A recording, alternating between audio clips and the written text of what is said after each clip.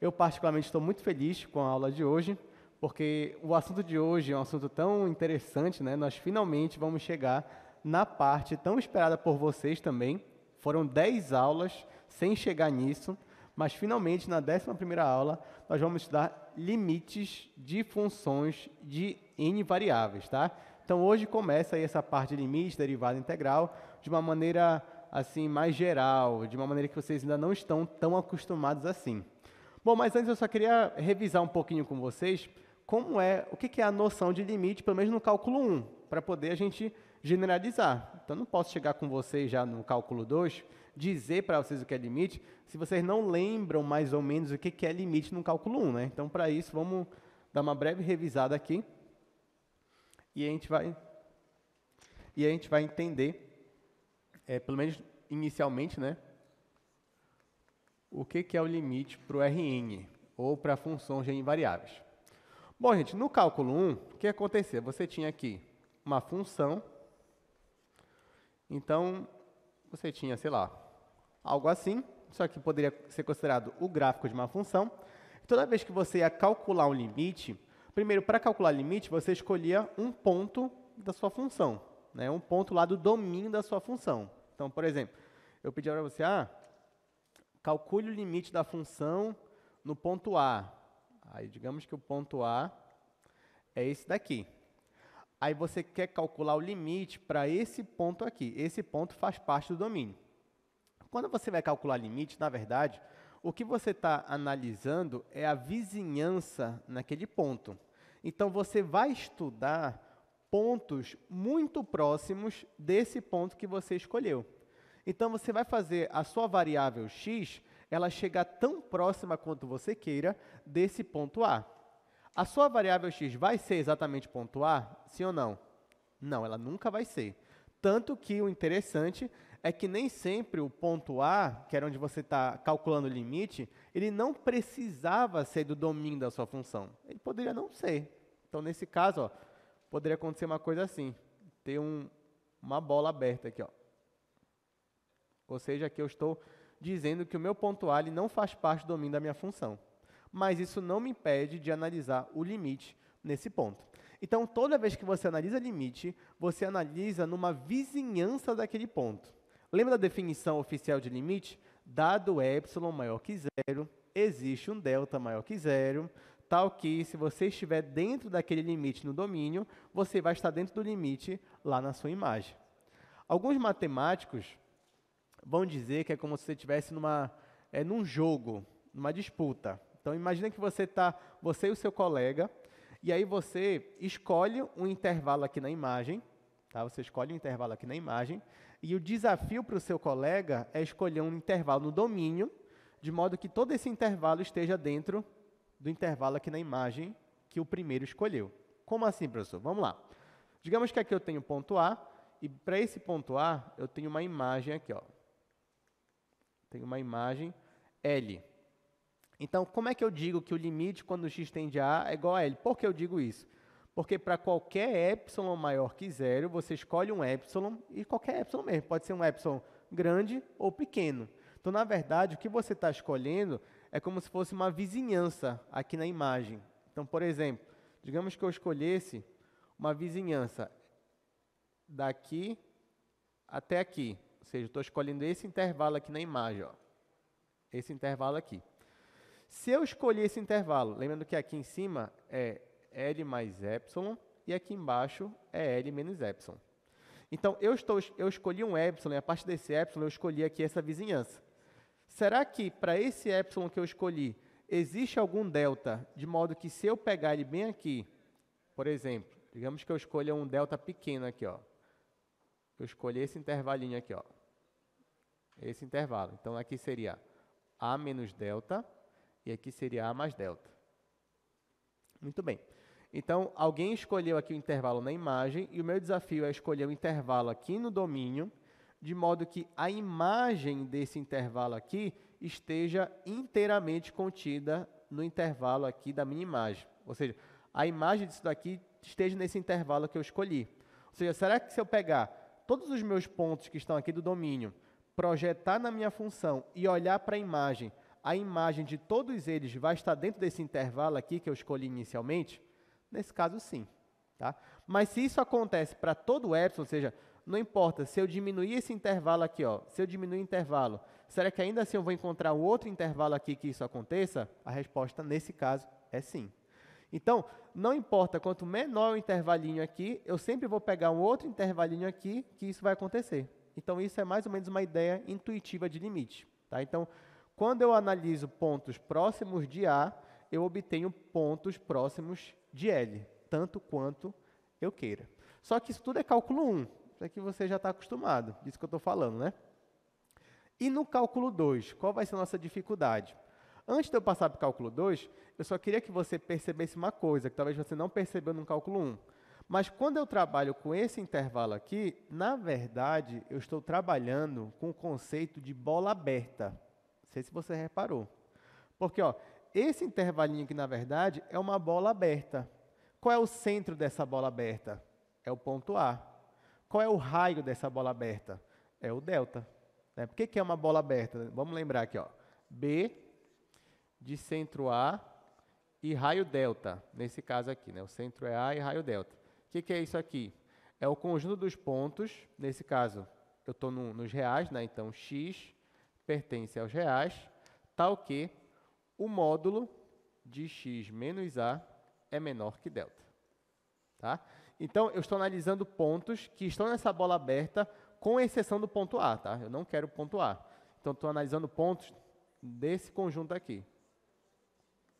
Do A, com exceção do próprio ponto A. Então, isso aqui, na verdade, a gente chama bola aberta. Então, eu pego uma bola aberta de centro naquele ponto que eu quero analisar e observo a imagem para essa bola aberta. E aí eu quero que essa imagem esteja dentro do intervalo que eu pré-determinei aqui. Então, pelo menos era isso que você fazia lá no cálculo 1. E em cálculo 2, o que vai mudar? Primeiro que a ideia não vai mudar. Tá? Digamos, o raciocínio é o mesmo. Você vai escolher uma bola aberta de centro lá no ponto que você quer calcular o limite, e você quer achar uma bola aberta de tal forma que a imagem dela esteja no intervalo que você escolheu previamente. E para todo epsilon maior que zero, você sempre vai achar uma bola aberta, nem que ela seja pequenininha, de modo que a imagem para essa bola vai estar no intervalo que você quer. Como é isso no cálculo 2? No cálculo 2, vai ser uma coisa mais interessante, por quê? Porque em cálculo 2 você tem aqui, ó, você tem 3 eixos, né? X, Y e Z. Uma observação, a gente vai estudar limite, gente, mas principalmente para funções de duas variáveis, tá? Porque como eu já expliquei aqui, funções de duas variáveis, a gente consegue analisar o gráfico dela. O gráfico dela é tridimensional. Então, por mais que o que a gente for estudar aqui sirva para funções de n variáveis, 3, 4, 5, 6, n, mas ainda assim, para a gente analisar geometricamente, eu sempre vou usar exemplo de função de apenas duas variáveis, tá bom? Tá, então digamos que eu tenho aqui, no nosso espaço, aí eu tenho uma função aqui. Digamos que esse aqui é o gráfico dela. Tá? Digamos que o gráfico dela se expande aqui, o domínio dela é todo R2, tanto faz. Isso aqui é um gráfico qualquer. Vamos dizer que ela está na frente aqui do eixo Z. Beleza. Aí eu vou escolher um ponto do meu domínio. Só que agora, o meu domínio não é mais só no eixo. Porque, ó, vamos voltar aqui para o cálculo 1. Antes, o meu domínio, ele estava dentro da reta. Em cálculo 2, o meu domínio está onde agora? Está no plano xy. Então, agora, para eu analisar o limite de uma função de duas variáveis, eu posso analisar o limite de qualquer ponto aqui do meu plano cartesiano, do plano xy. Então, digamos que eu escolha, sei lá, um ponto bem aqui. Eu quero analisar o limite para esse ponto aqui.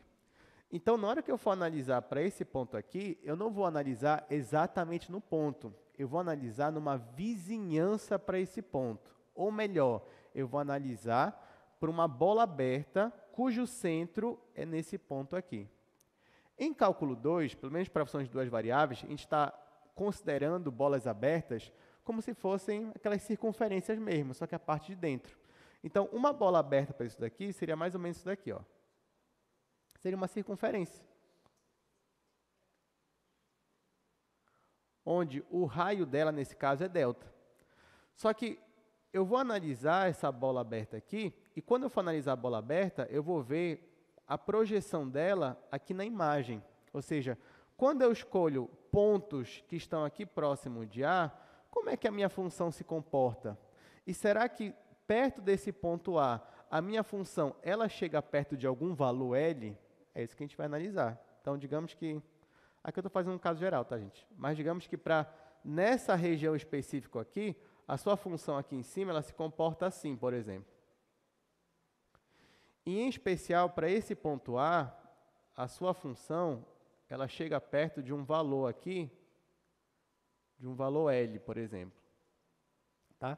Então, nesse caso aqui, eu poderia dizer, por exemplo, que quando x tende ao meu ponto a minha função ela tende ao valor L. Mas perceba que agora a nossa análise ela fica um pouco mais detalhada, né? Porque aqui, ó, o meu domínio agora ele está no R2. A imagem está aqui no gráfico da minha função, o gráfico é algo tridimensional, mas ainda assim o meu ponto aqui, quando x converge para A, ou seja, quando x se aproxima de A, talvez, se o limite existe, é porque aqui em cima, nós estamos nos aproximando de algum ponto no eixo Z, que nesse caso eu estou chamando de L. Se isso acontece, eu escrevo que o limite dessa minha função aí, que é de duas variáveis, limite de f de xy, quando x e y se aproximam de um ponto, aqui eu estou chamando de ponto A, mas como o ponto A está em xy, ele tem duas coordenadas, né? Então, vamos dizer que é A1, A2. Então, o limite da minha função, quando xy tende às coordenadas do meu ponto A, então isso aqui vai dar um valor L, que é esse valorzinho bem aqui. Então, isso é só uma introdução, tá, gente? Isso é só para a gente lembrar um pouquinho o que era no cálculo 1 e, na verdade, o que muda para o cálculo 2. Então, ó, vamos voltar aqui. No cálculo 1, geometricamente, a sua vizinhança aqui era um intervalo na reta, você tinha isso daqui, e aí você analisava pontos aqui próximo desse intervalo, e aí você analisava se para pontos próximos a sua função convergia para um valor L. Agora, no cálculo 2, o nosso domínio é tudo isso daqui, ó, é uma região, essa região aqui, e a gente analisa pontos próximos desse meu ponto A, ou seja, pontos nessa região aqui, olho para a imagem aqui no meu gráfico e percebo se para pontos próximos de A, aqui no gráfico eu me aproximo de algum valor L, por exemplo. Se isso acontece, eu digo que o limite existe e eu escrevo agora desta forma aqui. Deu para entender mais ou menos como é que a gente vai lidar com isso daqui com o limite? Tá, isso aqui é só uma ideia, tá? Agora a gente vai partir para a maneira mais formal de lidar com isso daqui. Mas eu achei interessante mostrar logo essa parte geométrica, para você já entender o que a gente vai analisar agora aqui, tanto no domínio quanto na imagem de uma função. Então vamos lá, hoje é a aula de número 11, então tá aqui, já trouxe os slides para vocês. Nós vamos estudar limite de funções de n variáveis, e aí eu dividi essa aula aqui em duas partes. Primeiro a gente vai falar da definição de limite e das propriedades que isso traz. E, por último, a gente vai estudar a unicidade do limite. Então, vamos lá. Vamos definir aqui primeiro, né? Aqui eu trouxe só a definição de bola aberta, que eu já comentei com vocês. Ela é um ponto principal aqui para a gente entender o conceito de limite. Então, olha só. Dados um ponto C, C tem coordenadas A1, A2, A3 até a N, e o número real R, nós já sabemos que esse conjunto aqui, ó, é chamado de bola aberta de centro C e raio R. Então, essa definição aqui não é novidade. Nós vimos ela na primeira aula, primeira ou segunda, não lembro agora, mas foi na primeira semana, a gente viu essa definição aqui. Tá, então por que eu tenho que lembrar de bola aberta? Porque agora a bola aberta vai ser a vizinhança que nós estamos analisando para calcular o limite. É por isso que eu estou revisando o que é a bola aberta. Outra definição importante é de ponto de acumulação. É isso aqui, ó. Dizemos que P é um ponto de acumulação de um conjunto se toda a bola aberta de centro P contém algum ponto que não seja o próprio A. Né? Claro que em linguagem de conjunto quer dizer isso aqui, ó, que A, interseção com a bola aberta de centro P e raio R, tirando o próprio ponto P, é diferente do conjunto vazio. Né? Ou seja, nesse caso aqui eu estou dizendo que P ele é um ponto de acumulação desse conjunto A. Bom, na prática, estou dizendo isso daqui, ó. Bora voltar para cá. Para esse nosso gráfico aqui. Como é que eu sei se A é um ponto de acumulação? Basta você pegar uma bola aberta de centro A. Se você pega qualquer bola aberta de centro A, por menor que seja o seu raio, eu pergunto para você, nessa bola aberta, sempre vai ter um ponto que está na função, que está no domínio da função, que não é o próprio ponto A? O que vocês acham? Ó, por exemplo, aqui nesse meu caso aqui, que eu desenhei, ó, nessa bola aberta, que vai daqui até aqui, existem pontos do domínio da minha função que não são ponto A? Sim ou não? Sim. Se eu diminuísse o raio, se eu colocasse um intervalo menorzinho aqui, mas o centro ainda fosse o ponto A, eu ia ter pontos, sem ser o ponto A, que estão no domínio da minha função? Sim ou não? Sim. Para qualquer bola aberta de centro A, isso sempre ia acontecer? Sempre ia ter um pontinho que está no domínio que não é o ponto A? Sim ou não? Sim. Então, eu digo que esse ponto A é um ponto de acumulação do meu conjunto. Que conjunto? O domínio da minha função. Aqui agora, ó, eu escolhi essa bola aqui, né? Então, ó, tirando A, eu tenho outros pontos que estão no domínio da minha função? Sim, tenho vários, né? Se eu diminuísse o meu raio, fizesse uma bolinha aqui menor, vamos dizer, uma bolinha bem aqui, ó. Ainda assim, eu ia ter pontos, sem ser o ponto A, que estão no domínio da minha função? Sim. Por menor que fosse o meu raio, isso sempre ia acontecer, porque o raio nunca ia ser zero. Estou usando o raio sempre positivo, tá? Sempre maior que zero. Então, nesse caso, eu digo que A é um ponto de acumulação. Ou seja, na hora de calcular limite, eu sempre vou calcular limite, pelo menos no nosso curso aqui de cálculo 2, em pontos que sejam pontos de acumulação lá no domínio da minha função. Tá? Então, vou analisar bolas abertas. Bolas abertas vão ser a vizinhança. Pontos de acumulação são os pontos onde eu vou calcular o limite da minha função. Então, entendendo isso, essas definições iniciais, vamos finalmente olhar a definição de limite, né? Bom, então, essa é a nossa definição de limite. Está aí na tela para vocês. Desculpa aí. Então, ó, digamos que você tem uma função de n variáveis, e A é um ponto de acumulação. Então, a gente vai dizer que o limite de f, quando x tende a A, é um número real L, se, à medida que x se aproxima de A, a imagem fx se aproxima de L. Então, simbolicamente, não mudou nada. Dizer que limite de f de x, quando x tende a A igual a L, quer dizer que quando x se aproxima de A, a tua imagem aqui, ó, f de x, se aproxima de L. Tá? Só que agora x, ele não é necessariamente um ponto real. Ele pode ser um ponto do R2, do R3, do R4, a mesma coisa do ponto A. Só que essa definição aqui ela não está legal. Não está legal. Por quê? Porque está faltando alguma coisa, né? Para ficar uma definição legal de limite.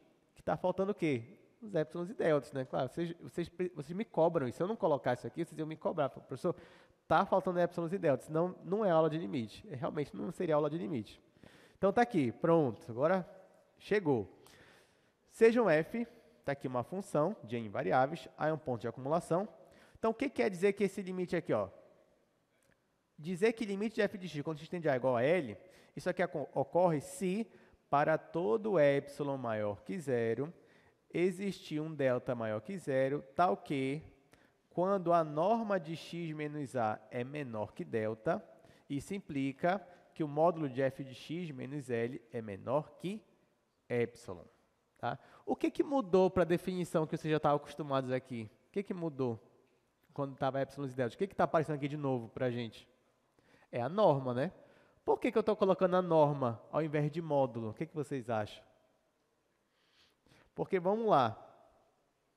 Lá em cálculo 1, né? Você tinha assim, ó. Você tinha limite.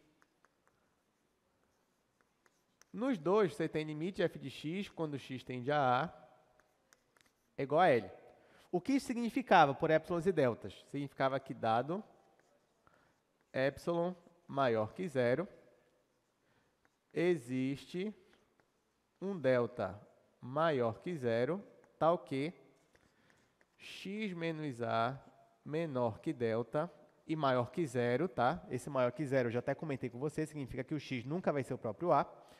Isso implica que f de x menos L é menor que epsilon. Essa é a definição do cálculo 1.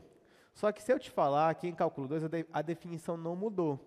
Porque, na verdade, em cálculo 1, calcular norma era calcular o quê? O módulo. Né? Lá em cálculo 1 era isso. Porque, gente, o que é calcular um módulo de x menos a? Não é calcular a distância de x para a? Não era isso? Então, na verdade, lá em cálculo 1, o que você dizia? Que quando a distância de x para a for menor que delta, isso aqui acontece. Em cálculo 2, como é que você calcula a distância entre dois pontos? Se você estiver no R2, por exemplo, é usando só o módulo? Não, é usando o quê? A norma. Então, aqui agora o que muda é que nós temos aqui a norma. A rigor não mudou nada, né? Porque antes ainda era aqui a distância. Como é que eu leio isso aqui? Dado epsilon positivo, existe um delta tal que, se a distância de x menos a for menor que delta, isso implica que o módulo de f de x menos L, ou se você quiser dizer a distância de f de x para L, é menor que epsilon. Então, isso aqui não mudou quase nada.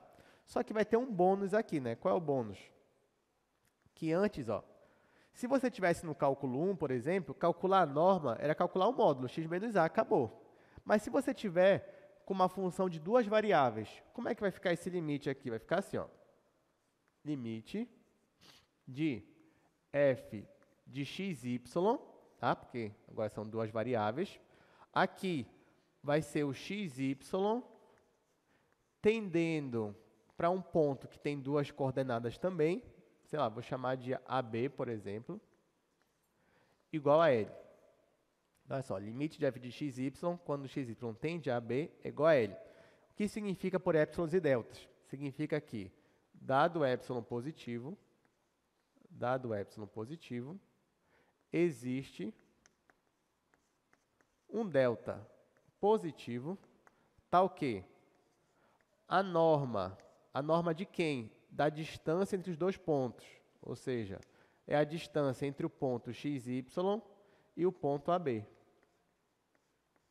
Se essa norma for menor que delta, isso implica que a distância de fxy para L é menor que epsilon. Tá? A rigor não mudou nada. A única diferença é que eu estou adaptando aqui para a minha função de duas variáveis. Então, dizer que esse limite aqui existe significa dizer que, dado o epsilon positivo, existe um delta positivo, tal que, se a distância entre os pontos for menor que delta, então a distância aqui na imagem é menor que epsilon, que é aquela brincadeira que a gente comentou no início da aula também. Só que aqui em cálculo 2, como é que você calcula a norma? Como é que você calcularia a norma disso daqui? Essa norma aqui, como é que você... O que significa essa norma aqui, gente? O que é diminuir dois pontos, xy menos AB? É você diminuir em cada coordenada, né? X menos A, Y menos B. E como é calcular a norma? Raiz quadrada, da primeira coordenada ao quadrado. Então, ó, isso daqui, para nós, que temos uma função de duas variáveis, isso daqui é a mesma coisa que isso daqui. Raiz quadrada de x menos a ao quadrado mais y menos b ao quadrado. Isso aqui é a mesma coisa que isso aqui. Então, estou dizendo que se isso daqui for maior que zero, menor que delta, se isso aqui ocorre, implica nisso daqui, então é porque esse limite aqui existe. Tá? Então, se você reparar, a definição ela não mudou. O que mudou só foi que eu estou adaptando. Mas a ideia, pelo menos a intuitiva de limite, ela continua a mesma. Estão entendendo até aqui? Tudo certinho? Está interessante? Tudo bem, então vamos resolver aqui agora uma questão, né? Agora que você já sabe mais ou menos o que a gente vai fazer. Vamos resolver esse exercício aí, ó. Mostre que o limite de 4x mais 3y, quando xy tende ao ponto 1, 2, é igual a 10. Como é que você faria essa questão aí? Digamos que você já fez cálculo 1, né? Então, você já sabe mais ou menos o que é um limite, né? Aí caiu na prova esse daqui. Digamos que você faltou a aula de hoje. Aí caiu na sua prova esse limite aqui. Como é que você faria? Você substituiria, né? No lugar do x, você colocaria o quê? 1.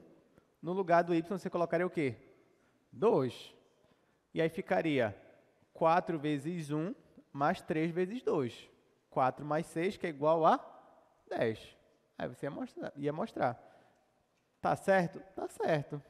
Só que a gente ainda não chegou nessa parte, né? Por que você pode só substituir, né, aqui? De fato, é isso mesmo. Mas a gente vai usar algumas propriedades. Como a gente ainda não sabe essas propriedades, a gente vai ter que provar como isso aqui agora. Por épsilons e deltas, né? Já que a gente não sabe, a mesma coisa que a gente sabe é épsilons e deltas, então a gente vai ter que provar usando épsilons e deltas. Então vamos provar aqui. Eu não vou demorar muito, tá, gente? Porque eu sei que na prática a gente não vai demonstrar por épsilons e deltas. Então vamos lá. 4x mais 3y, quando xy tende a 1 e 2, é igual a 10. Tá, vamos lá. Primeiro, eu quero provar isso aqui usando épsilons e deltas. Então, eu quero provar que se a distância para esse ponto até esse ponto for menor que um delta, que eu ainda vou dizer qual é esse delta, isso vai implicar que a função menos essa função f de x, y menos 10 vai ser menor que um epsilon. Pelo menos é isso que diz a definição. Né? Porque, olha só, eu vou estar usando a definição que está bem aqui nesse quadro. Ó. Eu tenho que provar que isso daqui implica nisso. Tá, mas quem é xy? Xy é xy, são minhas variáveis. Só que quem é AB? AB é o meu ponto 1, 2. Então, no lugar do A eu vou colocar 1, no lugar do B eu vou colocar 2. O que é calcular essa norma aqui? É calcular essa raiz quadrada aqui. Tá? Calcular essa raiz aqui. Como ficaria essa raiz para o nosso caso? Eu só colocaria no lugar do A, eu colocaria 1, no lugar do B eu colocaria 2. Ou seja, eu vou trabalhar com essa norma aqui, a norma de x menos y menos o ponto 1, 2. Só que essa norma aqui seria igual a raiz quadrada de x menos 1 ao quadrado, né, x menos 1 ao quadrado, mais y menos 2 ao quadrado. Tá? Então, ao longo da minha demonstração, eu vou trabalhar com essa norma, porque essa norma é da definição de limite. Só que eu vou deixar ela parada aqui por enquanto. Antes disso, ó, quero que você note o seguinte. Note que, sempre tem um note que, né, nessas de épsilons e deltas. Então, note o seguinte. Vocês concordam comigo que o módulo de x menos 1 é igual a raiz quadrada de x menos 1 ao quadrado? Sim ou não? Tá certo, né? Tá, então, se eu somar aqui dentro uma coisa positiva, então eu vou ou aumentar ou permanecer a mesma coisa, né? Então, se for positivo, eu vou aumentar. Então, vocês concordam comigo que essa raiz é menor ou igual que essa outra raiz aqui, ó, x menos 1 ao quadrado, mais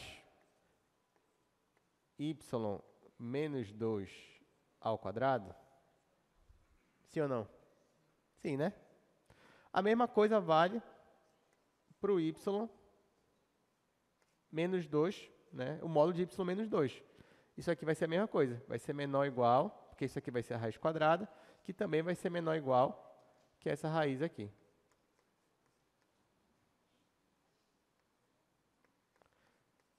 Então, já que vocês concordam comigo, então se eu dizer, né, se eu dizer para vocês que essa raiz aqui é menor que um delta, isso daqui, esse módulo aqui também vai ser menor que delta. E esse módulo aqui também vai ser menor que delta. Sim ou não? Então, se eu disser para vocês isso daqui, isso aqui é verdade. Ou seja, o módulo de x menos 1 é menor que delta e o módulo de y menos 2 também vai ser menor que delta. Tá? Ok. Agora, temos o seguinte, ó. Além disso, temos... Eu quero provar, gente, isso daqui, ó. No final, eu quero provar que o módulo de f de xy menos L é menor que um epsilon. Quem é o meu f de xy? É a minha função. Qual é a minha função nesse caso? É a função 4x mais 3y. Quem é o meu L? É o resultado do limite. Nesse caso é 10. Então, eu quero provar que isso daqui, menos 10, é menor que um epsilon. Então, vamos lá. Então, ó, colocar em módulo aqui. Módulo de f de xy menos L é igual ao módulo. Quem é o f de xy? É o 4x mais 3y. Menos L. Quem é o L? É o 10. Então, vai ficar menos 10. Aí eu vou organizar isso daqui. Eu vou escrever isso dessa forma aqui, ó. Vai ficar módulo de 4x menos 4 mais 3y menos 6. Tá? O que foi que eu fiz aqui? Eu só separei o 10 em menos 4 e menos 6 e coloquei assim. Aí eu vou aplicar uma propriedade de módulo, que diz o seguinte, que esse módulo aqui todo vai ser menor ou igual que eu separar em dois módulos, ou seja, 4x menos 4 mais módulo de 3y menos 6. Ou seja, eu só separei esse módulo aqui pela soma de dois módulos. Aí isso aqui vai ficar menor ou igual que isso. Isso aqui é uma propriedade. Só que isso daqui, ó, eu posso colocar o 4 em evidência e aqui eu posso colocar o 3 em evidência. Então, isso aqui vai ficar o seguinte. Vou escrever assim. Colocar o 4 em evidência, vai ficar 4. E aqui dentro vai ficar x menos 1. E aqui vai ficar mais, vou colocar o 3 em evidência, e aqui eu vou colocar 3y menos 2. Muito bem.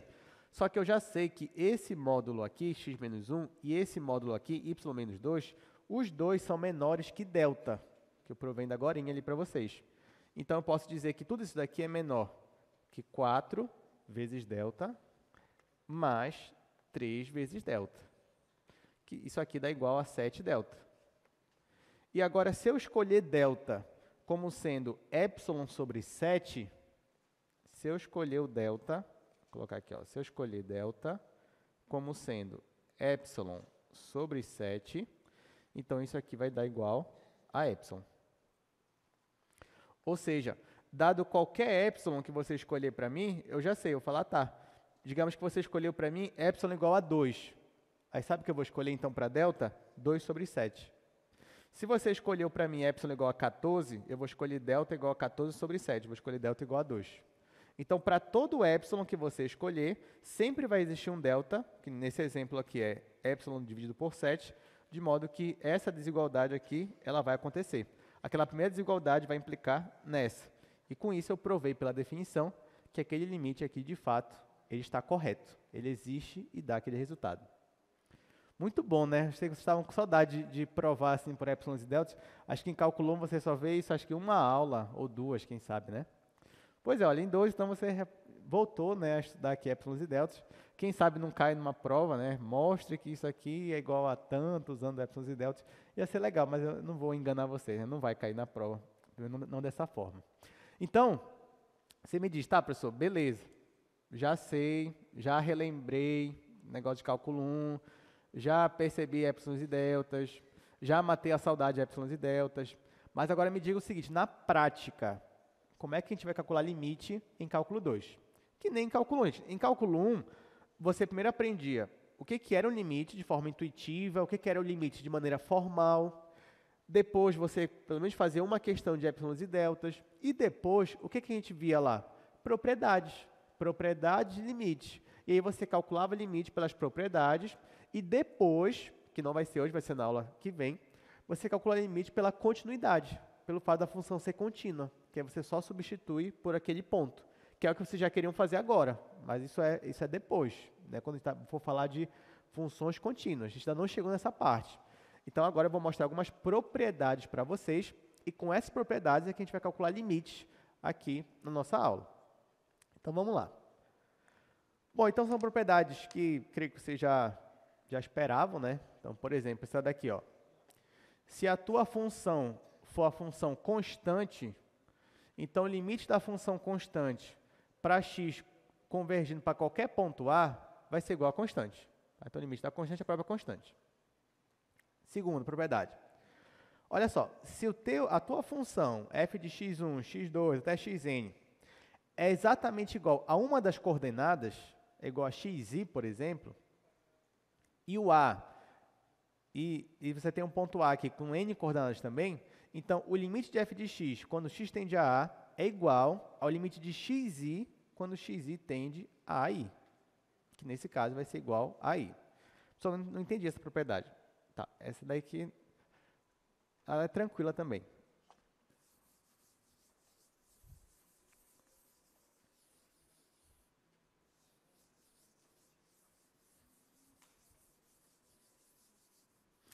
Ele está falando o seguinte, ó, que se você tem uma função, aqui, f de x y, z, bora colocar assim, digamos que f de x, y, z é igual a y, tá? Ou seja, a tua função, por mais que o domínio dela esteja no R3, mas a imagem dela é exatamente igual a uma das tuas coordenadas. Nesse caso, eu escolhi igual a y. E eu quiser calcular um limite de f de x, y, z, quando x, y, z converge para o ponto 1, 2 e 8. Então, olha só, nesse caso, calcular esse limite aqui dessa função, só que essa função é exatamente igual a y, né? Então, interessa para onde o x está convergindo, nesse caso aqui? Não. Interessa para onde o z está convergindo, nesse caso aqui? Não. Então, nesse caso aqui, ó, esse limite vai ser igual ao limite de y quando y tende a 2. Que nesse caso é o próprio 2. Então, é isso que diz aquela propriedade. Se você tem uma função que tem n variáveis, mas a imagem dela é apenas uma variável, uma das variáveis, a imagem, então, na hora que você for calcular o limite, você só olha para onde aquela variável está convergindo. E aí você aplica o limite normal. Então, nesse caso aqui, essa função só era igual a y. Então, na hora que eu apliquei o limite, eu só olhei para onde o y estava convergindo. E aí, apliquei aqui o limite e deu igual a 2. Então, é isso que diz aquela propriedade.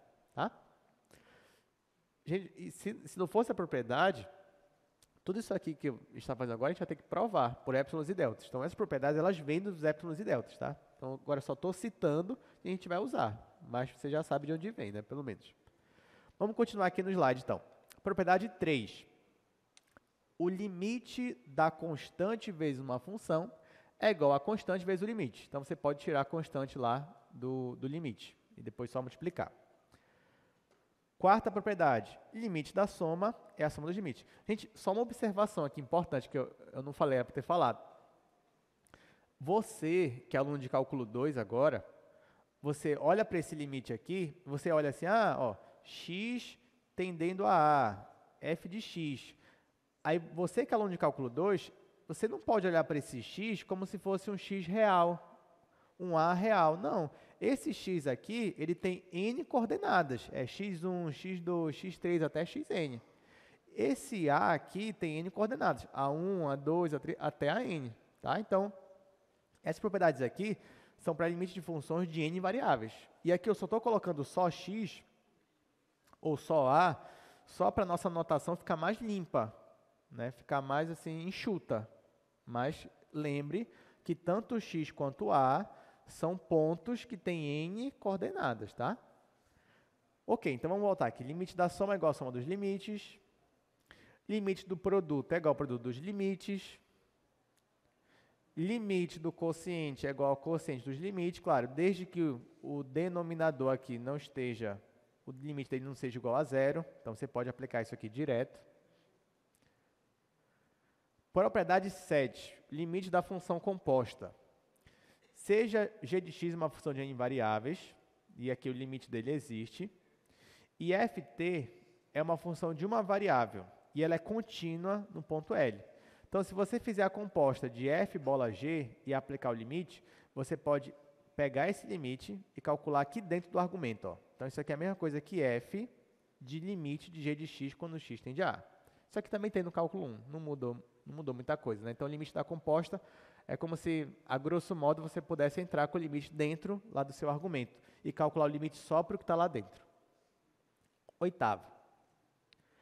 Teorema do confronto. Vocês lembram do teorema do confronto? Ou o teorema do sanduíche, né, que também era falado? Pois é. Gente, o teorema do confronto, aqui em cálculo 2, não sei se, acho que vocês só fazem poucos exercícios lá em cálculo 1, não lembro, Mas aqui em cálculo 2, ele é primordial.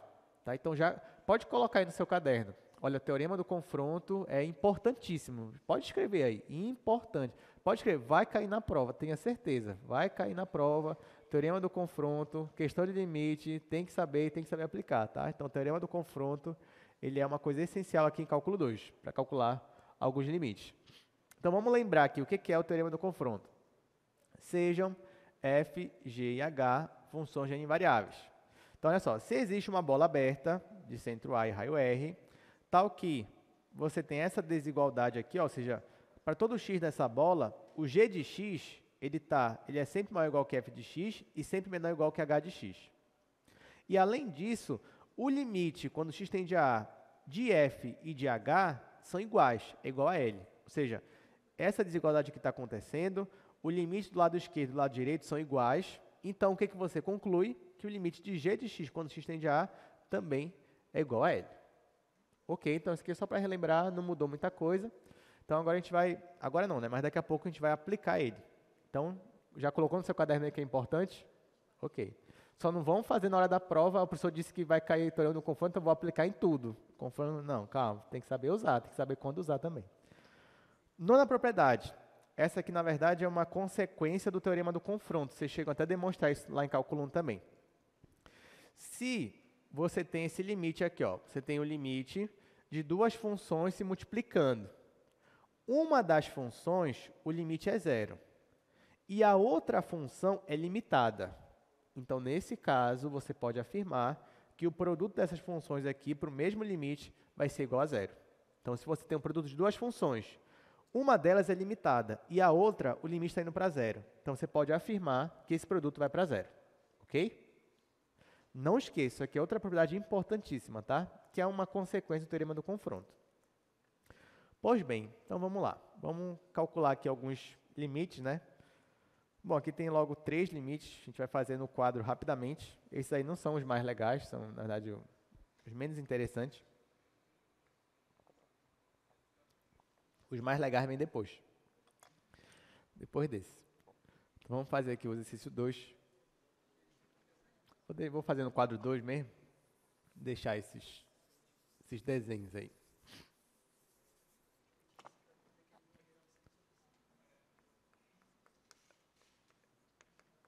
Exercício 2. Tem 3 letras, né? Vou começar aqui a letra A. Limite de 2x mais 5y quando xy tende ao ponto 3, 2. Tá, bora começar por esse, depois a gente faz os outros. Gente, vamos lá. Professor, posso substituir direto? Não, você ainda não sabe o que é uma função contínua de n variáveis, então você não pode pegar e substituir direto. Tá? Ainda não, mas a gente vai chegar lá. Por enquanto, a gente só sabe as propriedades. Então, ou a gente mostra por épsilons e deltas, ou você usa as propriedades. Bom, então, pelas propriedades, eu já sei, por exemplo, que o limite da soma é a soma dos limites. Então, eu vou aplicar isso daqui.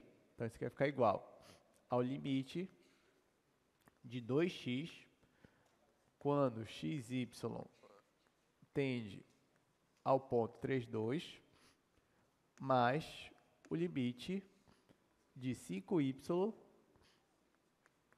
quando xy tende a 3, 2.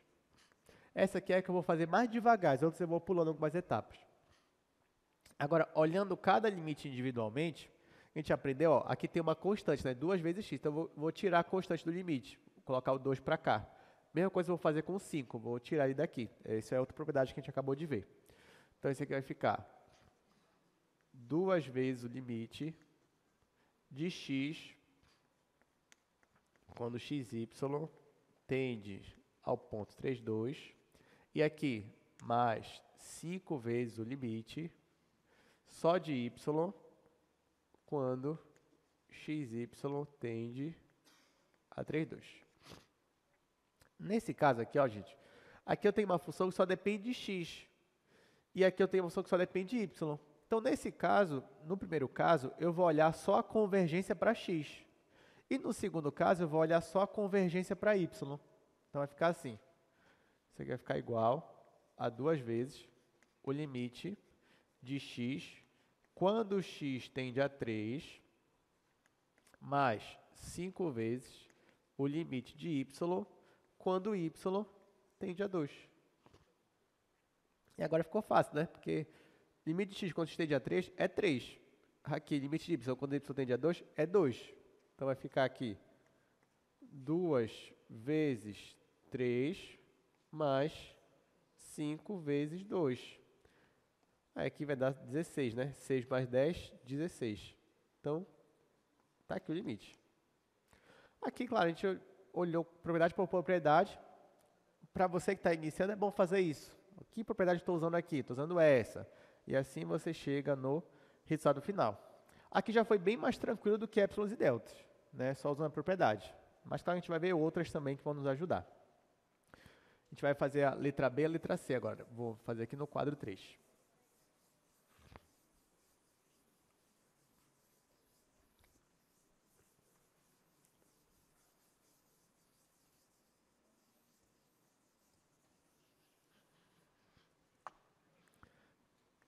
Letra B. Só vou voltar aqui para o slide só para eu lembrar qual é. 3x² vezes y. 3x² vezes y dividido por x mais y. xy tendendo a menos 1 e 2. Pronto. Vamos fazer isso daqui. Bom, aqui eu tenho uma divisão, então já sei que o limite da divisão é a divisão dos limites. Então, eu vou separar isso aqui em dois limites. Aqui em cima, eu já estou vendo que tem uma constante, né? Aí eu vou tirar a constante logo do limite. Então, vai ficar 3 vezes o limite de x² vezes y. Aqui, quando xy tende ao ponto menos 1 e 2, dividido. Aqui embaixo, ó, vai ficar limite de x mais y quando xy tende a menos 1 e 2. Bom, aqui embaixo está fácil, né? Porque vai ficar o limite da soma, a soma dos limites. O x vai ficar menos 1, o y vai ficar 2. Tem que estar tranquilo. E aqui em cima, o que eu faço com isso daqui?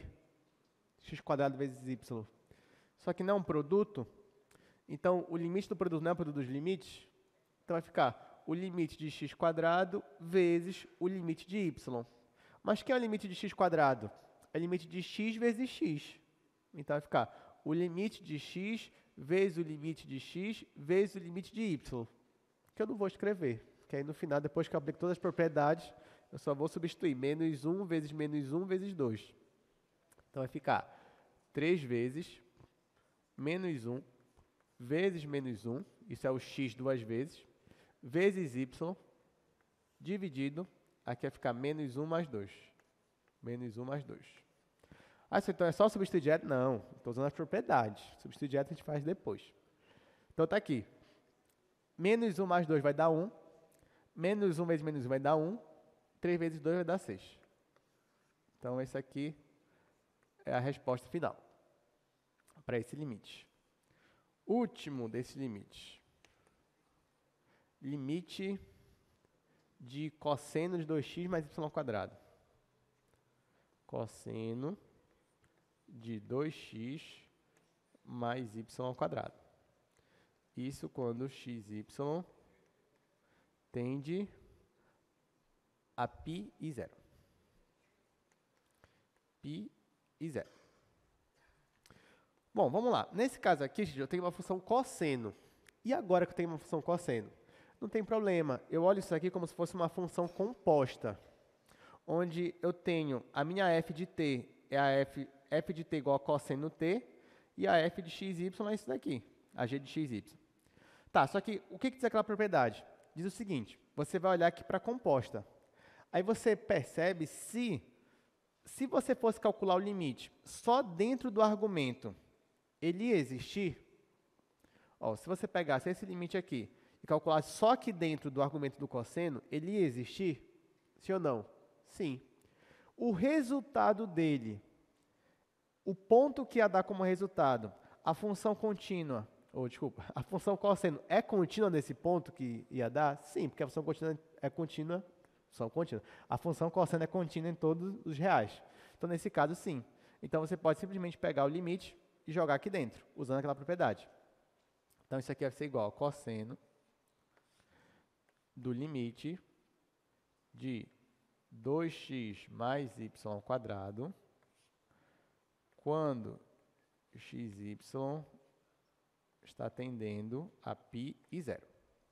Tá, agora aqui é só, aí de novo, vai ser limite da soma, é a soma dos limites, depois o produto, tira a constante, não sei o que, não sei o que. No final, a gente vai substituir.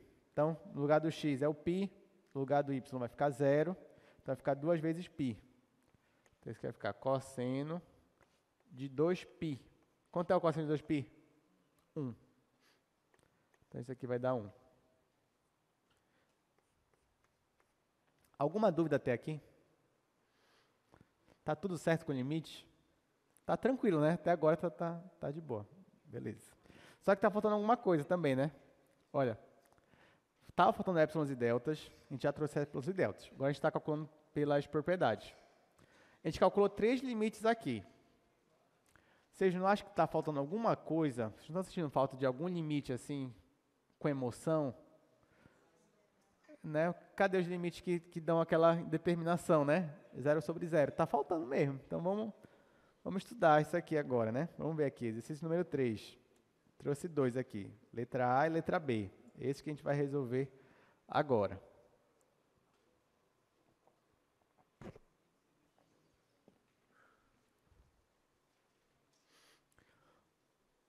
Vamos lá, vou resolver aqui no primeiro quadro mesmo.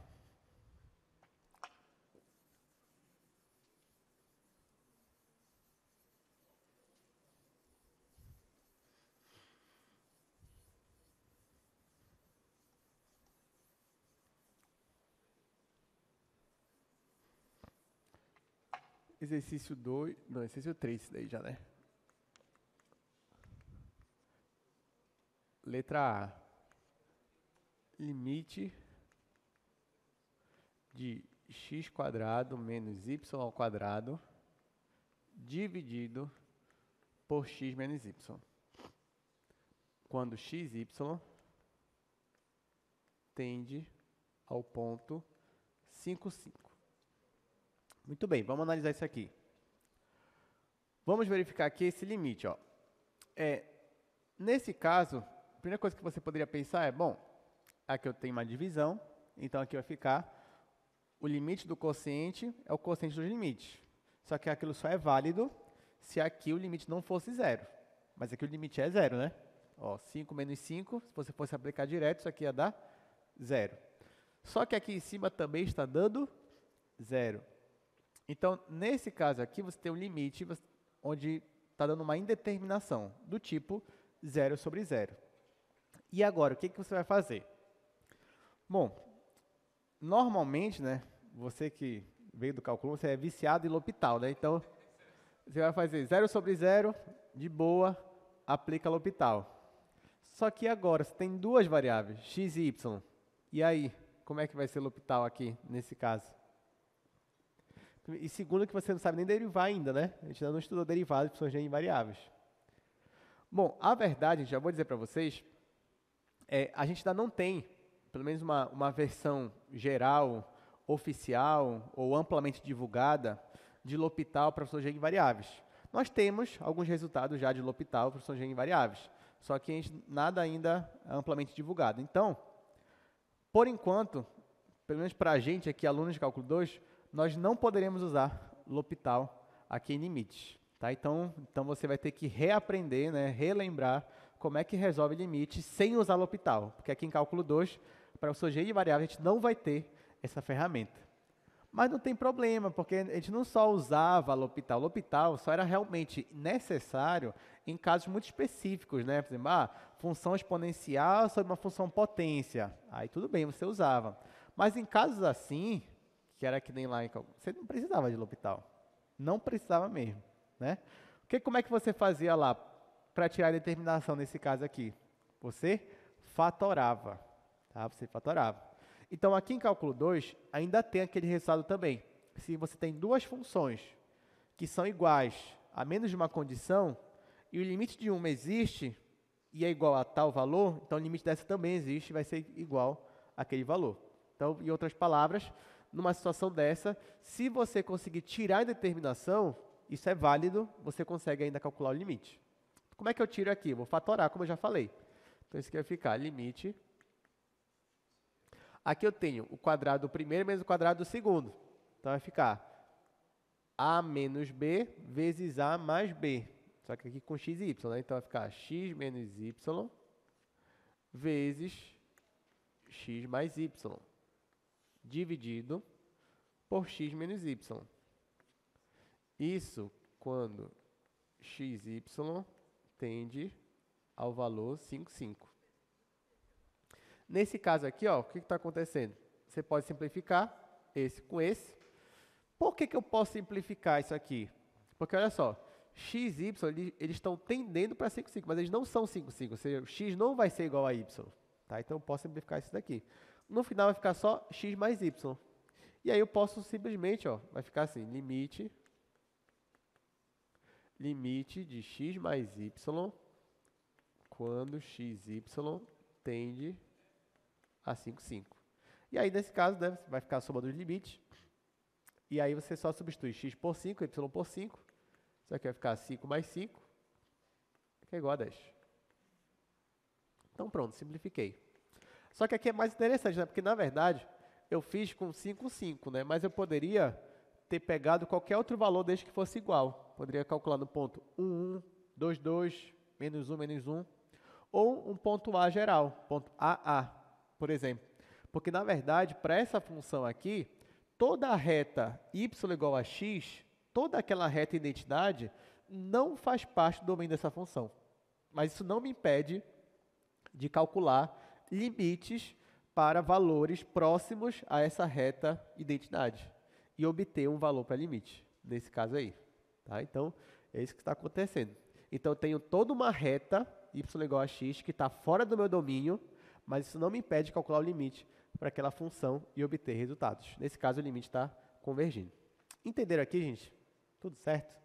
Só não esqueça, tá, que a gente está com funções de duas variáveis. Então, aqui não é que nem no cálculo 1, né, que você tinha uma variável e um número. Não, são duas variáveis mesmo. Então, é outra coisa. Você tem que pensar no domínio dela, no plano cartesiano, o gráfico dela tridimensional. É isso que está acontecendo. Vamos fazer letra B agora. Fazendo outro quadro, letra B.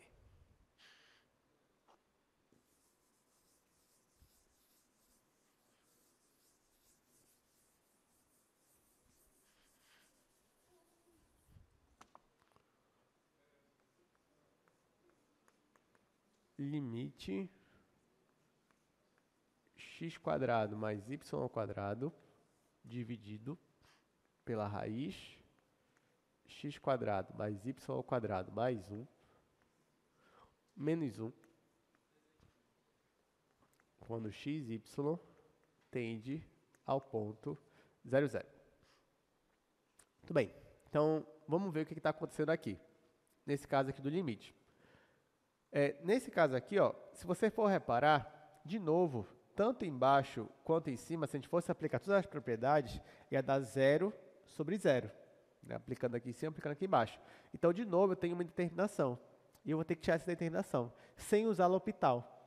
Só que lá em cálculo 1, você aprendeu também a resolver, né, assim, indeterminações assim, sem usar L'Hopital. Como seria? Como é que você faria nesse caso aqui? Eu poderia multiplicar em cima e embaixo pelo conjugado desse daqui, pelo positivo. É isso que eu vou fazer. Então, nesse caso, eu vou multiplicar em cima e embaixo por esse termo aqui, só que positivo. Então, vai ficar raiz de x² mais y² mais 1, aqui com mais, e eu vou ter que multiplicar em cima e embaixo, né? Não posso multiplicar só em cima. Então, aqui vai ficar a mesma coisa. x² mais y² mais 1 e aqui mais 1. Por que eu faço isso?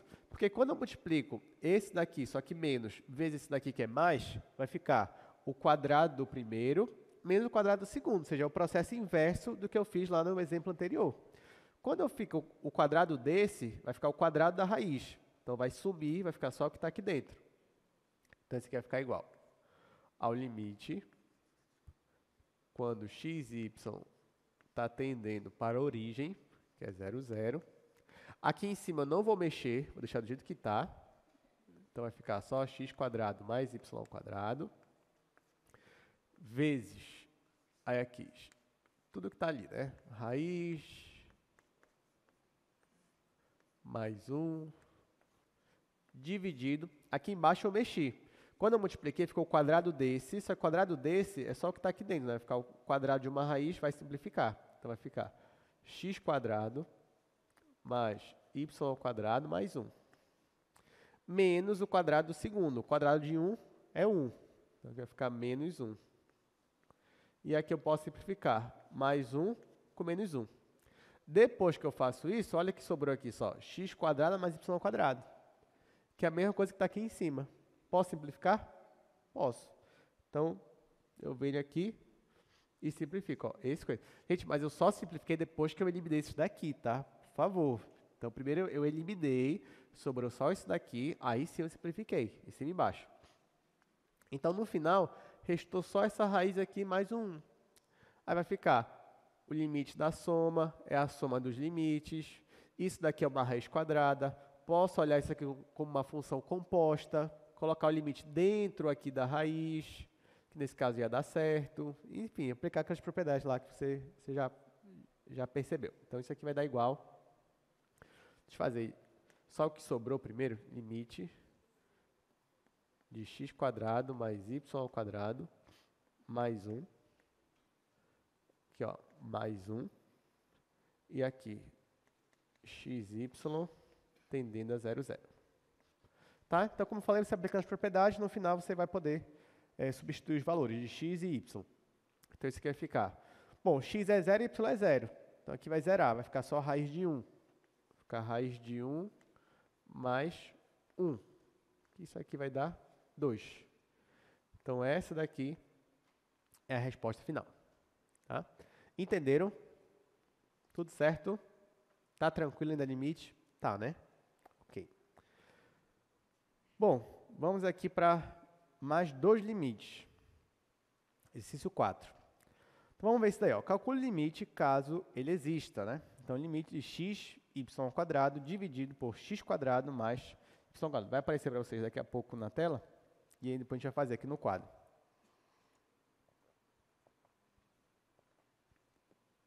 Ó, vamos resolver agora esse limite aí.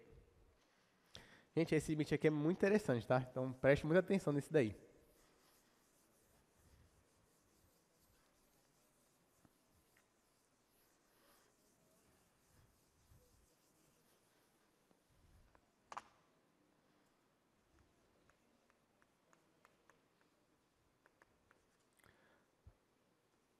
Letra A, limite de xy² dividido por x² mais y². Isso quando xy tende a 0, 0. Vamos ver isso daqui agora. Bom, nesse caso, você já percebe que isso aqui também vai te dar uma indeterminação do tipo 0 sobre 0.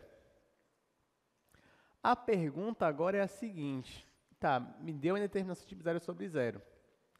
Não posso usar L'Hopital, então vou ter que fatorar. Mas essa é a ideia inicial. Eu te pergunto, será que dá para fatorar isso daqui? Olha só o que nós temos aqui, ó. Será que dá para fatorar isso aqui de alguma forma que eu simplifique e no final fique uma coisa que eu consiga calcular? Pois é, a resposta é não. Não. Então, nesse caso, como é que eu vou calcular esse limite? Tá? Então, ó, esse limite aqui, que está dando uma indeterminação tipo 0 sobre 0, eu vou ter que calcular usando uma outra estratégia. E é aqui que vai entrar, pelo menos, uma das consequências do teorema do confronto. Por isso que eu disse que ele é importante. Então, uma das consequências do teorema do confronto é que se você tem duas funções se multiplicando, uma delas é limitada e a outra delas, o limite vai para 0, Então, esse limite aqui, quando você multiplica as duas, também é igual a zero. Sim ou não? Sim, né? Isso é uma consequência do teorema do confronto. Aí você vai dizer, professor, mas nesse caso aqui eu tenho uma divisão, não tenho uma multiplicação. Não, mas eu posso manipular isso aqui para me dar uma multiplicação. Ó, eu vou escrever esse limite dessa forma aqui. Ó. Isso aqui é igual ao limite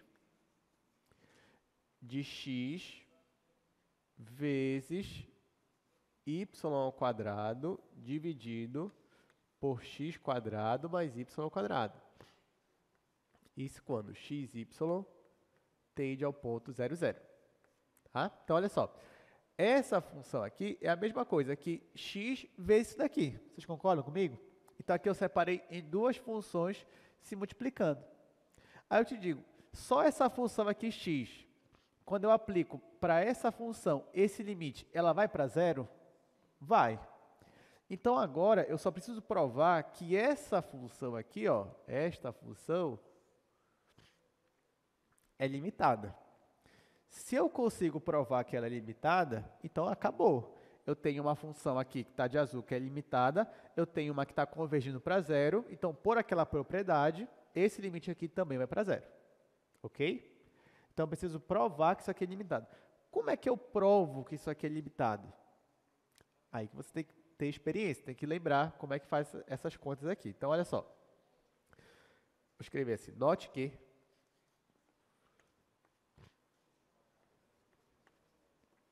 note o seguinte, ó, vocês concordam comigo que y ao quadrado, como está ao quadrado, isso aqui é não negativo, né? Então, isso aqui ó, é sempre maior ou igual que zero. Sim ou não? Sim.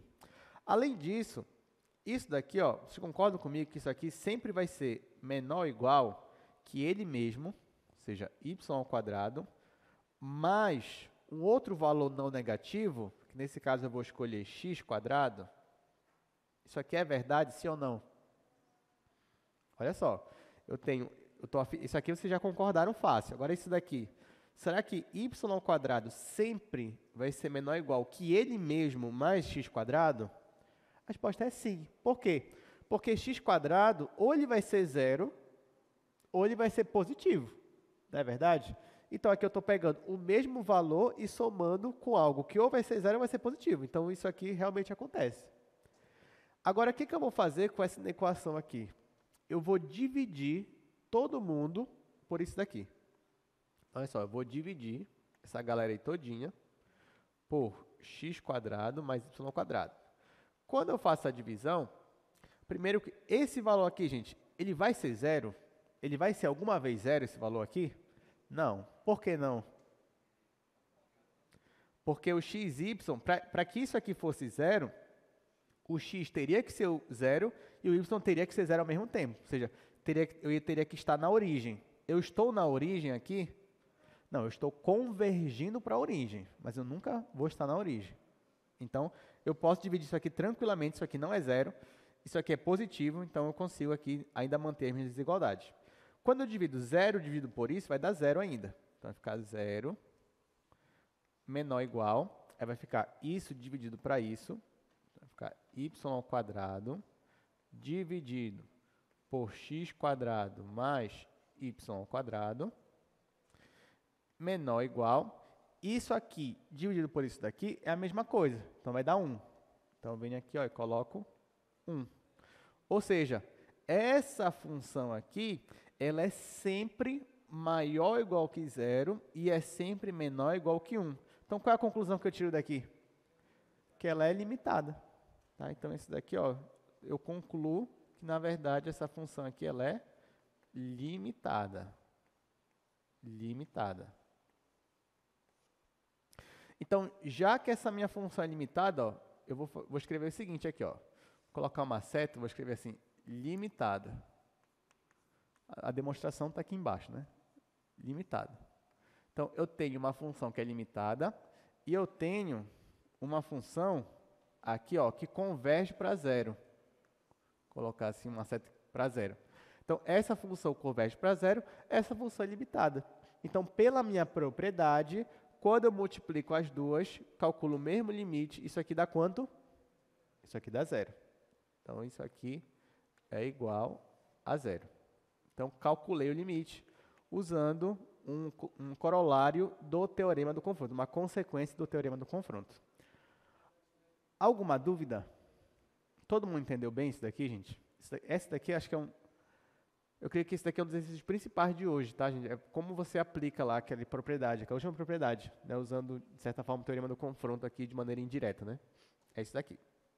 Então, tá bom. Então, a gente vai resolver mais um exercício também de limite. Então, hoje você está percebendo que é muito exercício, né? Já que é uma coisa relativamente nova aqui para a gente. Então, vai aparecer para vocês na tela. Eu já vou escrevendo aqui no primeiro quadro. Mas é esse outro limite que a gente vai calcular. xy sobre essa raiz.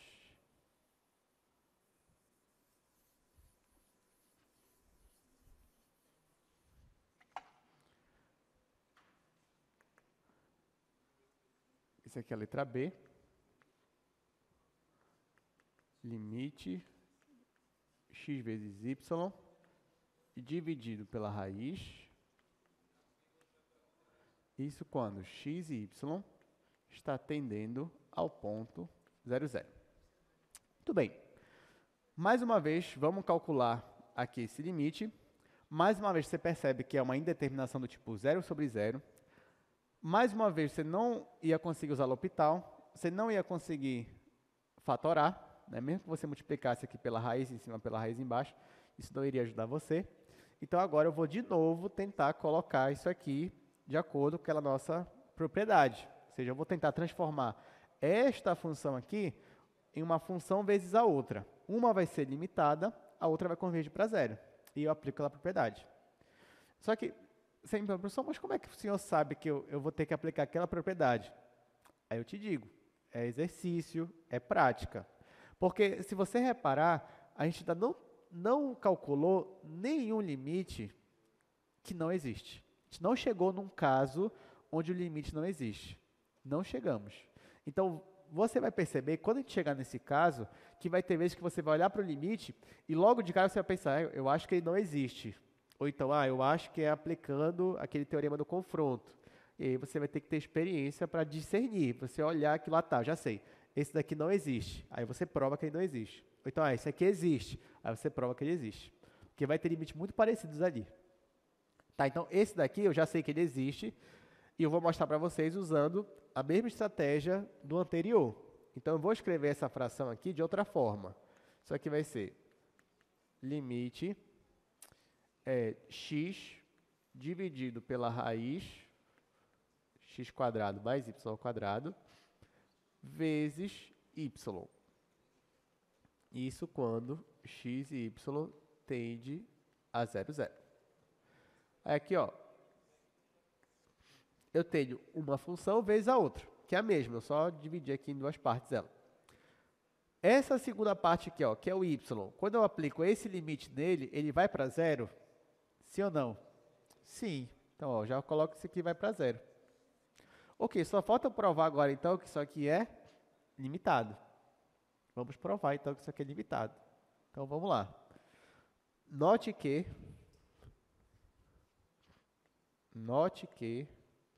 lá vem o senhor com esse negócio. Note que... Vou colocar assim, módulo de x... Você concorda comigo que módulo de x é igual a raiz de x ao quadrado? Sim, né? Ele sempre faz isso aqui, faz isso várias vezes. Tá. E outra coisa que você provavelmente vai concordar comigo, que a gente já fez isso aqui várias vezes também, é que essa raiz aqui é menor ou igual que essa raiz aqui, ó. Raiz de x² mais y². Sim ou não? Sim, né? Olha, então eu estou dizendo que o módulo de x é menor ou igual que essa raiz. Eu posso escrever isso de uma outra forma que você viu lá em cálculo 1. Que outra forma eu posso escrever isso aqui? Assim, ó. Isso implica que o meu x, ele está entre menos a raiz de x² mais y² e a mesma raiz, só que positiva. x² mais y². Vocês lembram disso daqui? É definição de módulo, né? Por exemplo, você tem aqui, ó, módulo de x, por exemplo, menor ou igual que a. isso aqui é a mesma coisa que dizer que x é maior ou igual que menos a e menor ou igual que a. Então, eu só apliquei isso aqui. E por isso que ficou assim. E agora? O que é que vocês me sugerem que eu faça aqui? O que é que eu posso fazer aqui? Para essa desigualdade aqui ficar da maneira que eu quero. Eu vou dividir todo mundo por essa raiz aqui. Essa raiz em algum momento vai ser zero? Essa raiz em algum momento vai ser zero? Não, porque só seria se o x e y estivesse na origem, né? Mas ele não está. Ele está tendendo para lá, mas ele nunca vai estar lá, né? Então, eu vou dividir. Quando eu faço isso, quando eu faço essa divisão, que eu estou ficando... Ó, depois que eu faço essa divisão, aqui vai ficar menos 1, né? Porque aqui tem um menos, né? Mas eu vou dividir isso por isso, vai ficar menos 1. Então, vai ficar menos 1. Aqui vai ficar x sobre a raiz, x quadrado mais y quadrado, menor ou igual. E aqui, quando dividir por ele mesmo, vai ficar 1. Ou seja, eu acabei de provar que esta função aqui, ela é maior ou igual que menos 1 e menor ou igual que 1. Então, ela é o quê? Limitada. A gente pergunta para vocês. Digamos que não foi o caso aqui, tá? Mas digamos que em alguma outra situação, você está suspeitando que a função é limitada. Aí você pega a função, divide, faz não sei o quê, e no final dá isso daqui, ó. Só um exemplo, tá? Sei lá, imagina que a tua função é isso daqui. Y quadrado mais x ao cubo. Aí aqui dá maior ou igual que, sei lá, só estou dando exemplo, menos 1, e aqui é igual que x. Tu provou que ela é limitada? Não. Tu só consegue provar que ela é limitada quando a tua função estiver entre duas constantes, tá? Ó, aqui deu constante? Não. Então, isso aqui não é limitação. Ok? Então, só depois que você arrumar tudinho, ela ficar entre duas constantes, ok. Aí você já provou que ela é limitada. Mas nesse caso aqui não, tá? Então, tome cuidado com isso. Eu falo isso porque, às vezes, um aluno, numa questão dessa, ele pensa, essa função é limitada. Aí ele vai dividir por funções, no final vai chegar na função, mas entre outras funções. Isso não é limitação, do jeito que a gente está falando aqui. Tá? Então, para ser limitada, tem que estar entre duas constantes. Então, isso daqui eu acabei de provar que sim, que ela é limitada. Vou escrever aqui, limitada.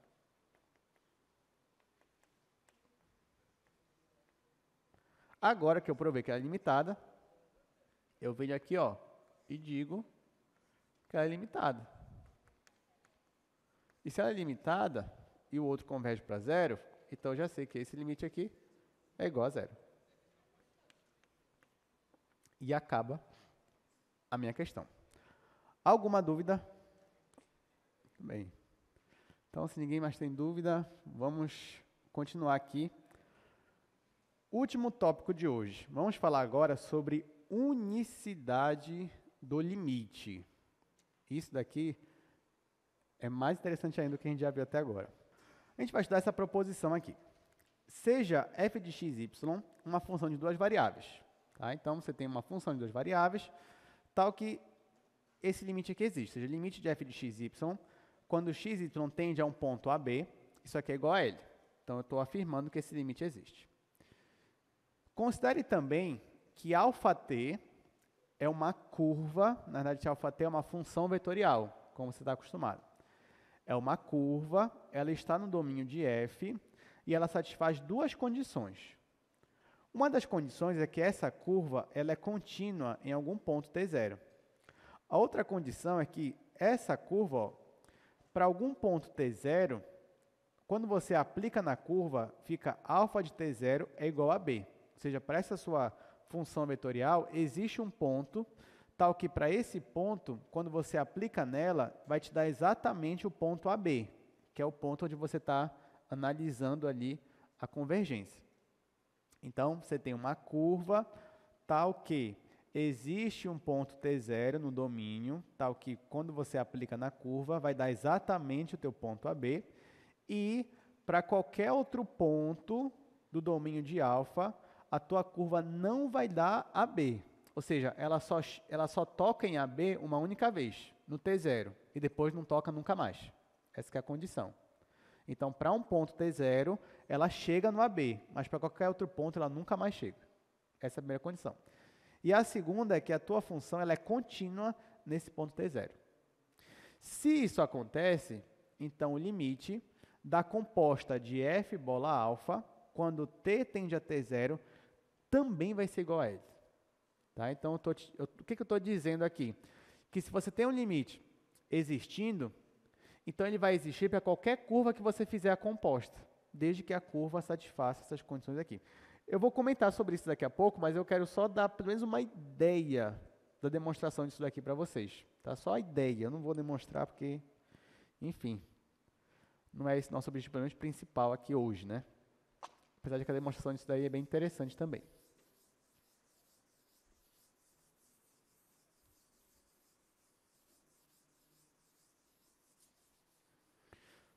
Bom, se você reparar, a proposição ela já considera que esse limite aqui existe, que o limite de f de x, y, isso aqui eu não vou nem colocar demonstração, vou colocar só observação. Isso aqui nem chega a ser uma demonstração completa. Então, olha só, por hipótese, esse limite aqui, ele existe. Ou seja, o limite de f de x, y, quando x tende a b, é igual a L. Mas o que isso significa, usando épsilons e deltas, né? Isso significa, pela própria definição de limite, que, dado épsilon positivo, existe um delta, que eu vou chamar de delta 1 positivo, tal que, aí eu coloco aqui a norma, quando a norma de xy menos AB, a norma disso é maior que zero e menor que esse delta 1, isso implica que o f de xy, isso implica que o f de xy menos L, né, que eu estou chamando ali, é menor que o meu epsilon. Isso a gente já tem por hipótese. Outra hipótese que a gente tem é sobre aquela minha função alfa. E uma das hipóteses é que aquela função alfa ela é contínua em um ponto t0. Mas para uma função vetorial, o que quer dizer ela ser contínua? Quer dizer que o limite de alfa t, quando t tende a t0, é igual ao alfa de t0.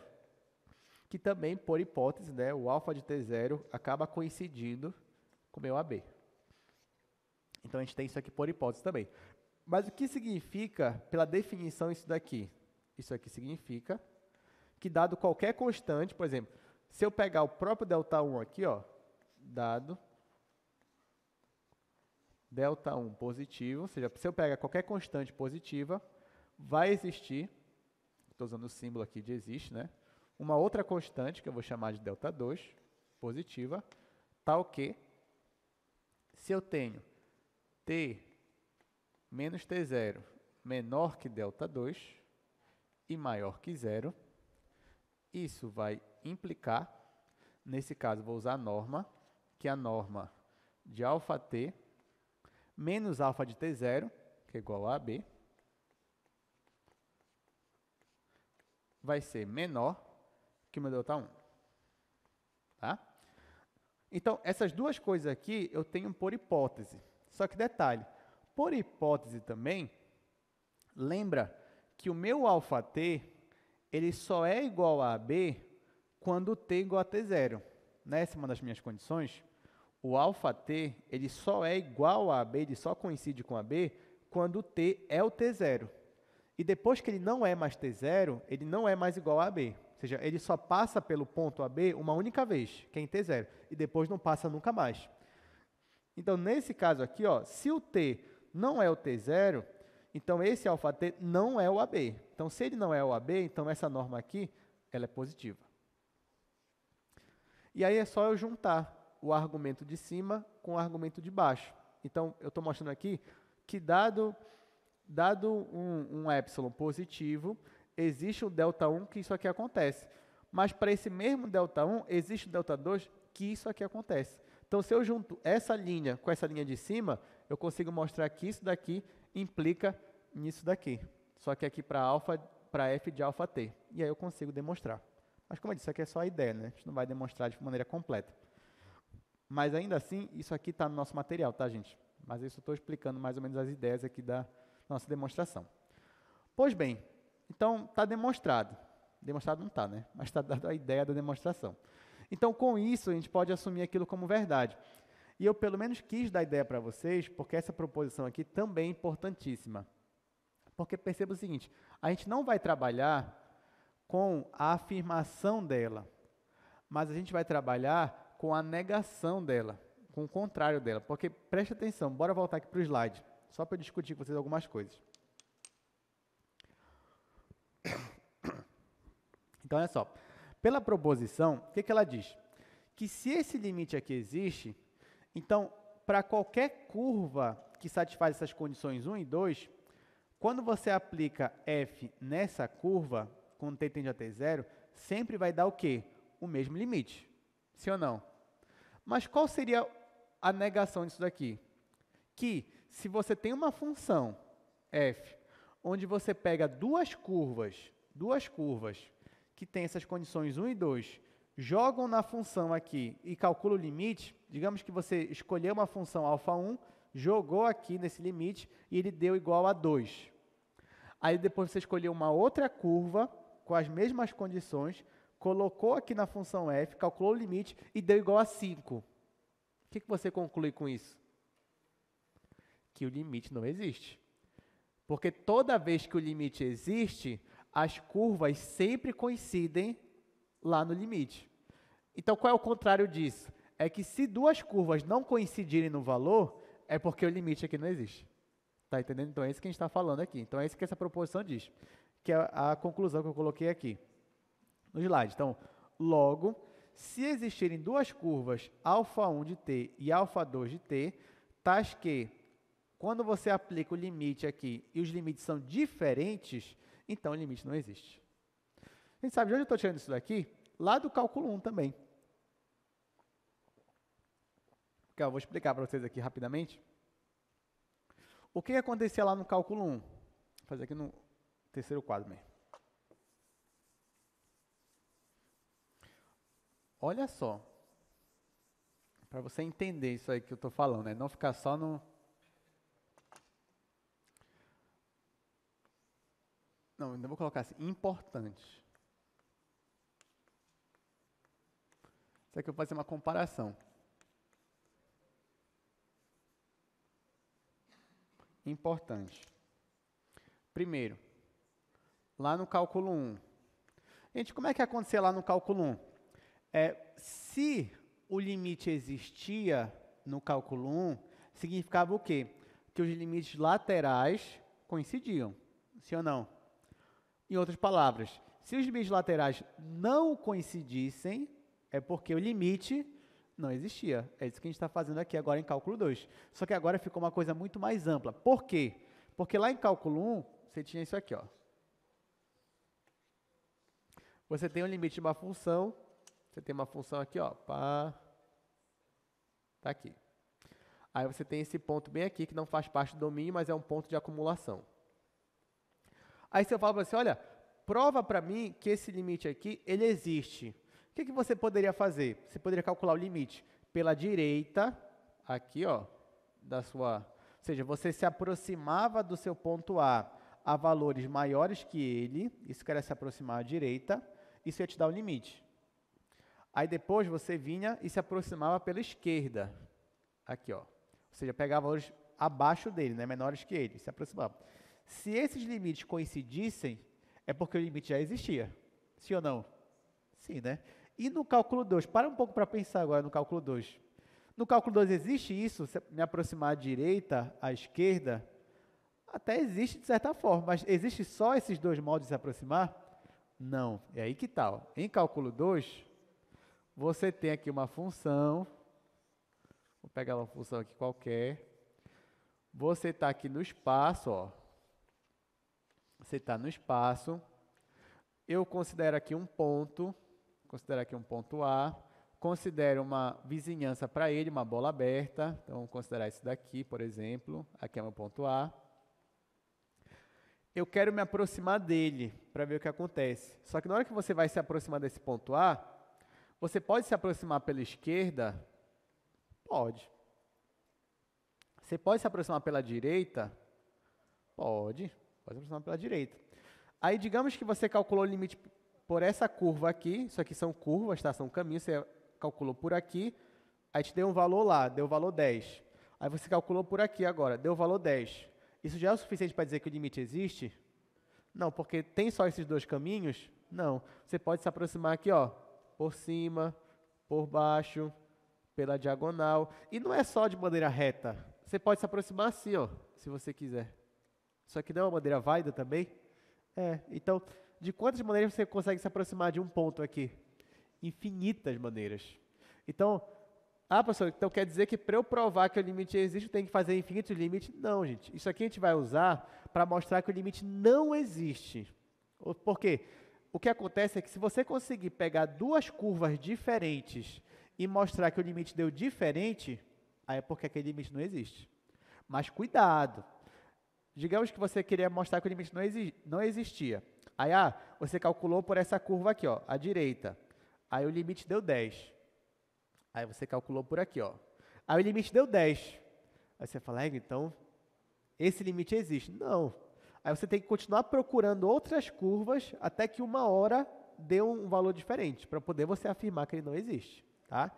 Então, lembrando que esse método aqui, ele só funciona para você mostrar que o limite não existe.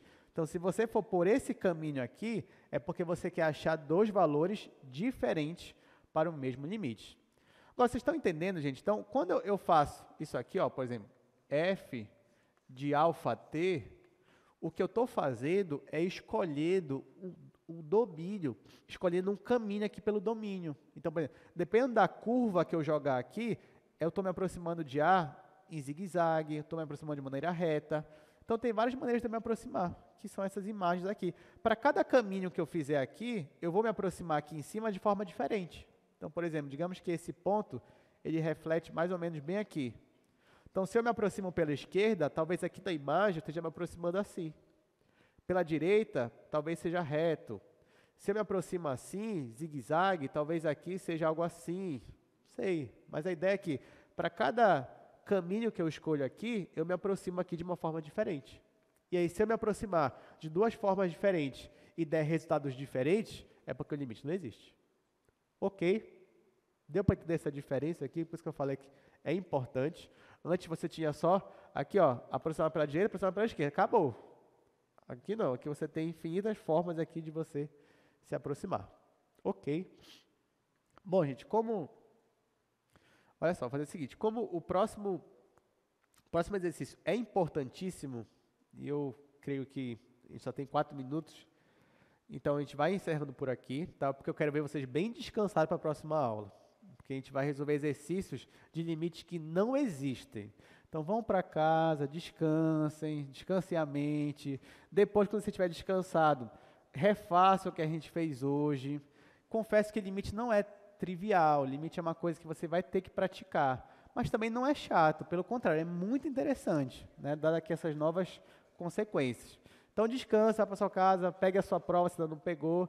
Depois você revisa isso daqui e quarta-feira a gente volta a falar disso daqui, tá bom?